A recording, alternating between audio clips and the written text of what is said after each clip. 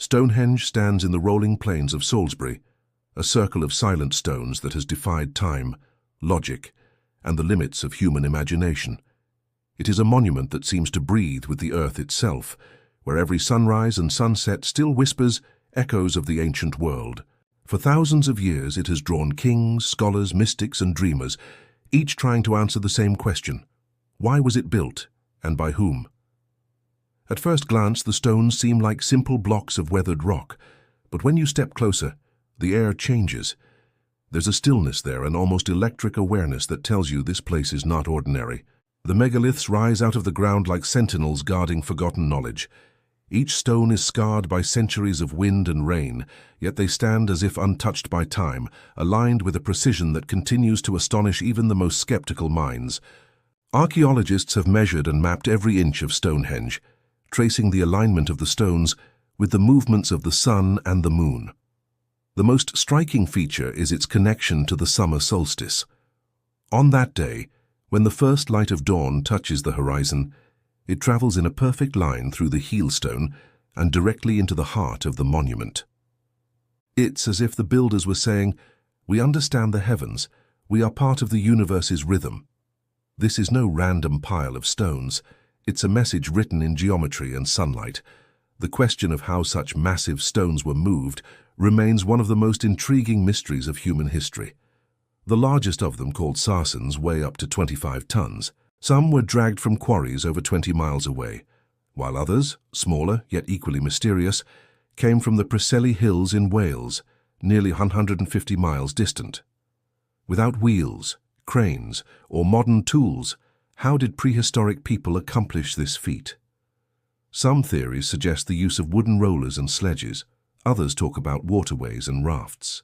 Yet when you stand before those colossal stones, logic alone doesn't feel like enough. There's something more, an element of devotion, of spiritual determination, that defies pure engineering. Stonehenge was not built in a single lifetime. It evolved over centuries, beginning around 3000 BCE, changing shape and purpose as generations passed. It was built by people who lived close to nature, who watched the skies not for curiosity, but for survival. To them, the heavens were not distant. They were alive, guiding the cycles of life, harvest, birth, and death.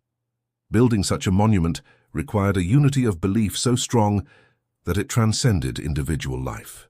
The workers who shaped and hauled those stones did so not for power or wealth, but for something eternal, a bridge between earth and sky. Many have called Stonehenge a temple of the sun. Others see it as an astronomical observatory, a calendar of stone that marks the passage of the seasons.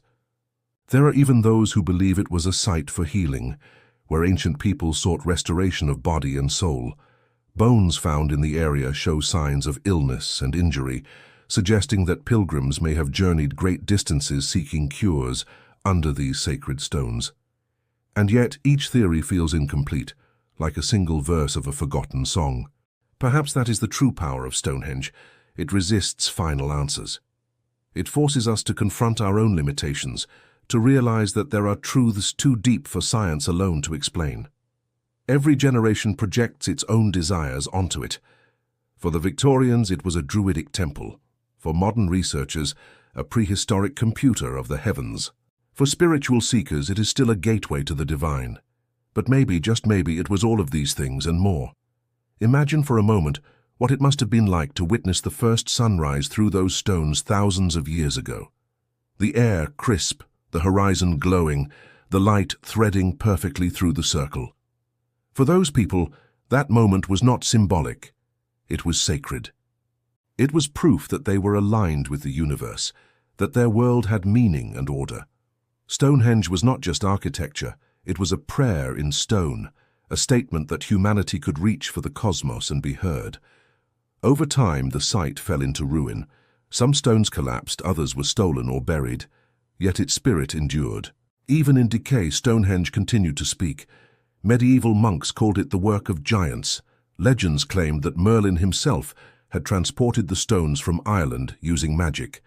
The myths only deepened the mystery, because every culture that encountered Stonehenge felt compelled to explain it, to fit it into their worldview. That persistence, The refusal to let the mystery die is what keeps Stonehenge alive in our collective imagination.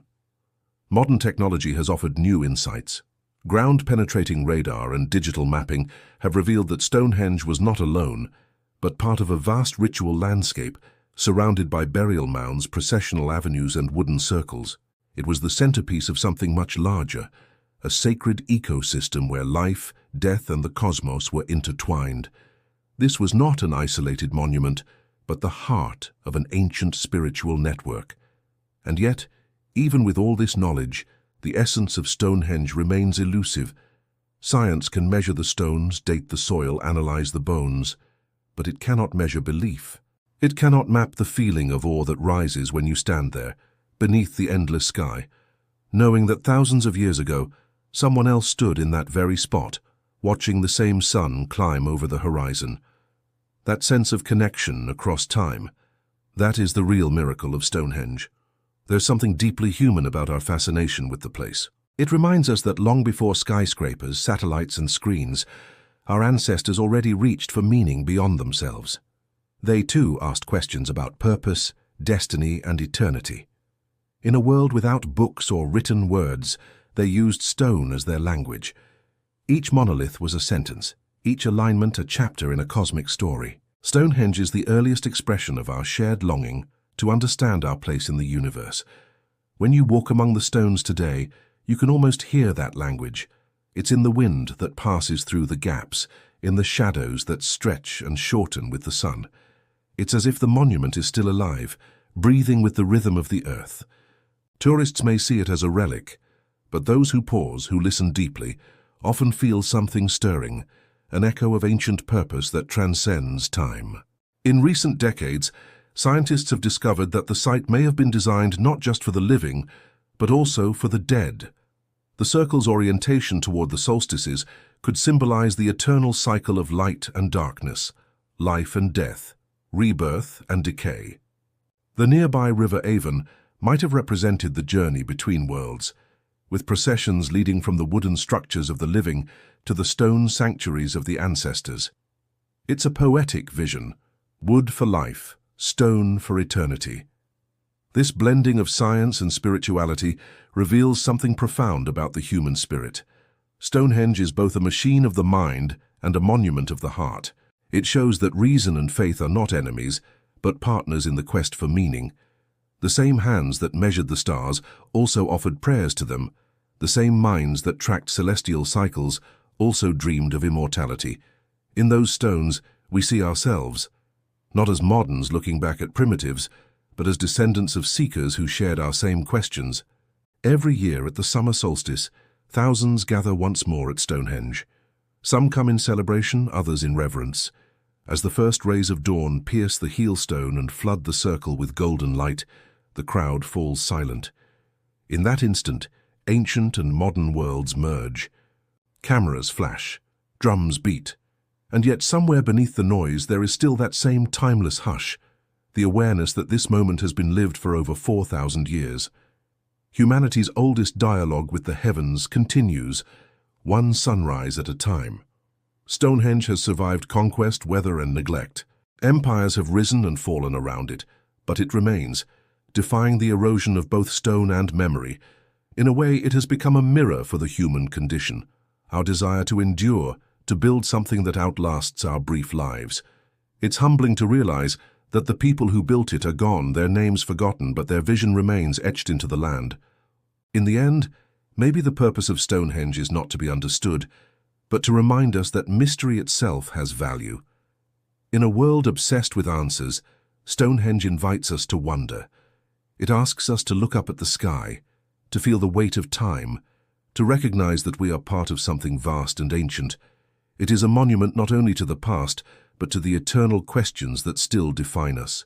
And so it stands, silent, majestic, unyielding. A circle of stone in a sea of grass, a relic of a civilization that dared to reach for the stars. The sun still rises through its gates, the shadows still dance upon its face, and the wind still carries whispers of those who once gathered here believing that between heaven and earth there was a place where both could meet. That place is Stonehenge, and it will continue to remind us long after we are gone that the search for meaning is as old as humanity itself.